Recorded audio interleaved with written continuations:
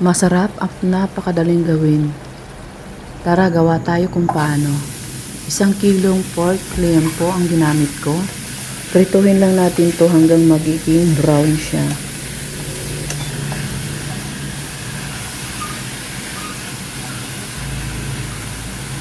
Takpan muna natin. Haluin lang ng haluin para hindi masunog yung ating karne. Ayan, kapag ganyan na siya brown, ayan, lumabas na ang kanyang mantika. Ilalagay ko na dito yung aking luya.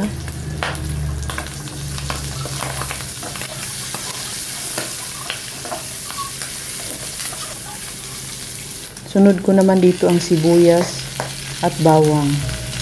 Ayan, napakadali lang gawin ito pero napakasarap nitong recipe na ito.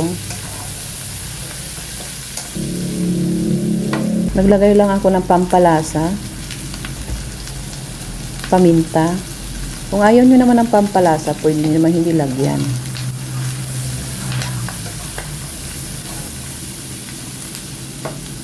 Ilagay ko na dito yung pangalawang gata.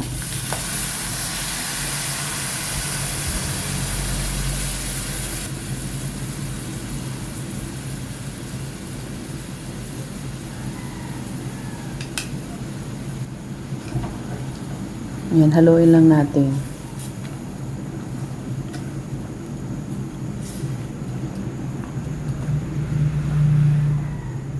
Takpan muna natin at palambutin natin siya.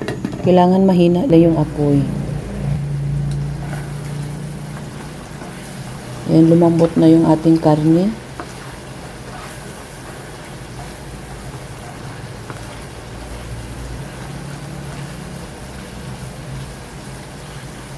Ilagay ko na dito yung sigarilyas at Baguio beans. Kung bago ka pa lang dito sa aking YouTube channel, huwag mong kalimutang pindutin yung ating bell button para palagi kayong updated sa ating mga napakasimpleng ulam. Ilalagay ko na dito yung unang gata. Napakasarap ng ulam natin. Takpan muna natin siya. Yan, kapag kumulo na, yan, haluin na natin.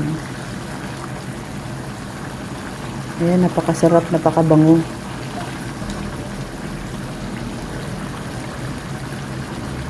Ilalagay lang ako dito ng asin.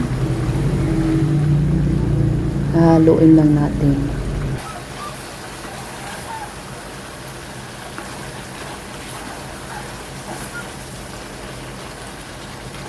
Ilalagay ko na dito yung aking siling haba at siling labuyo. Ito yung magpapagising sa atin dahil maanghang at napakasarap. Kung ayaw nyo naman ng may sili, pwede nyo naman hindi lagyan. Ayan na at luto na ang ating pork. Gising-gising. Maraming salamat sa panunood.